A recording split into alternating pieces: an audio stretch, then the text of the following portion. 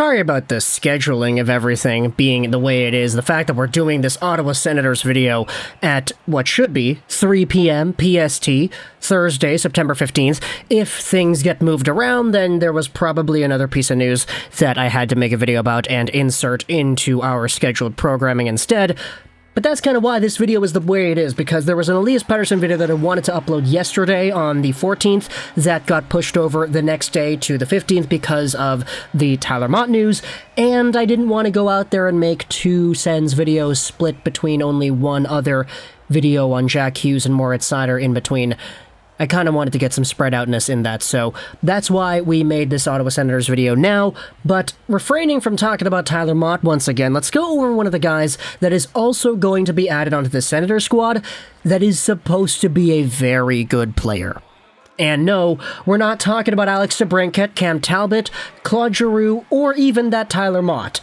Now that I think about it, the Ottawa Senators added so many pieces. My goodness, that team is going to be so gosh darn good. I'm kind of scared. But this is a player that they've had in their prospect system for a while that, in the minds of some people, projects as a franchise-caliber player. Let's go over onto Sportsnet.ca and read this article published by Jason Bukala on September 14th, 2022. The Canadiens and Senators flush with players to watch at the rookie tournament. This is just kind of a summary list-ish article wherein Bukala goes out there and talks about a few prospects in the Devils, the Canadiens, the Montreal system. There are a few guys that are highlighted here in this piece. And what he does is he pretty much goes over a pretty adept scouting report for these players, as well as what they should be able to do next season for 2022-2023. Now, it's kind of, I want to say, ambiguous to me whether or not the projection that is listed at the end for a lot of these players is an immediate short-term sort of label or if it's a long-term thing. But just to get one of the spoilers out of the way, Juraj Slafkovsky is the first player that is written about in this article, and Bukala says at the projection part that, hey, Slafkovsky could be a top 6 forward. Now, to me, Slafkovsky has elite potential. He could be a bona fide first-line game changer, but he's not going to be that next year. So if you were to go out there and say, hey, top 6 next year, I'd say fine.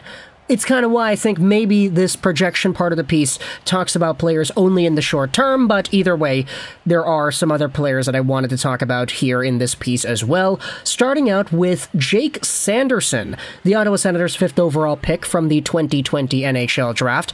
Now, we've talked about Sanderson a few times in top prospect videos and top defenseman prospect videos over the past few weeks here, but it's been a while since we've really dived in deep on Sanderson only. Not talking about any other guys and just talking about who the Senators have at their disposal as soon as this upcoming year. Sanderson is a 6'2", 185 left-handed defenseman, 20 years old, born in July of 2002, and he signed his entry-level contract with the Sens a little bit earlier.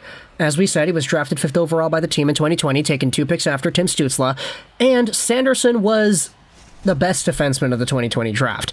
Now, he wasn't supposed to be that at the start of the year. That honor belonged to Brand Clark, who previously was so good in the OHL, but his draft season was a little bit tainted off the rails because the OHL shut down, leading to guys like Jake Sanderson on the NTDP to really get his stock all the way up there with his stellar play, his mobility, his puck-rushing offensive capabilities, and his dominance of the game in general. He just knew how to take control of things, and he was a pretty good addition to the North Dakota Fighting Sioux the next season because of it. After getting drafted by Ottawa, he had spent some time with the Fighting Hawks. He had 26 points in 23 games this most recent season with UND, and an assist in the one Olympic game that he played for the USA as well. This is the scouting report from Sanderson back in the day. Sanderson recognizes appropriate times to join the rush and pinches on opposing wingers well, sealing off pass options along the boards to prevent breakouts. He's got a quick wrister as well that can create havoc. He's calculated, disciplined, physical, and creative. There just isn't much that he can't do in the defensive zone at an exceptionally high level. Now, if you go over to the article from Bukala on Sportsnet over here, this is what he has to write about when it comes to Sanderson and what he could do next year. Sanderson is an elite talent who should push for an NHL spot with the Senators immediately. He's exactly what the NHL is about in its current state. A fantastic skater who transitions pucks with accurate outlets or by skating it up on his own. That's actually a really great sentence, and it encapsulates a lot of what Sanderson is able to do properly in such a nice way. He can either just blitz down the ice himself with the puck, or fire off some very accurate, quick tape-to-tape passes to facilitate breakouts that way.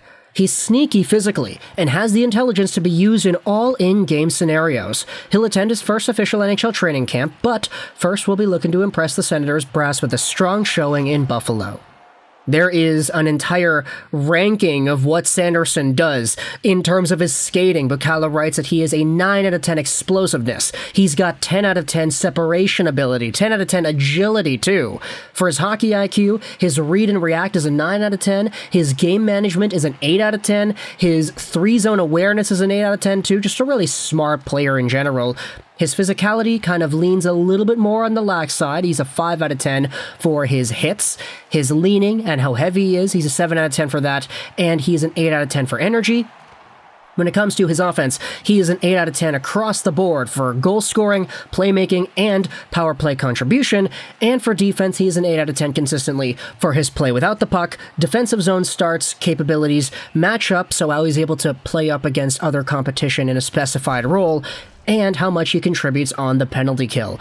He is a very talented player, and his skating being the most touted part of his game makes a lot of sense to me. He is just so smart and so capable of rushing the puck, evading pressure, and just using those feet of his. He's only 6'2", so he's not really that big, but he's not small either. He's just kind of right in that sweet spot of being big enough to still be quick and agile, but not being too small where it's easy to shove him around.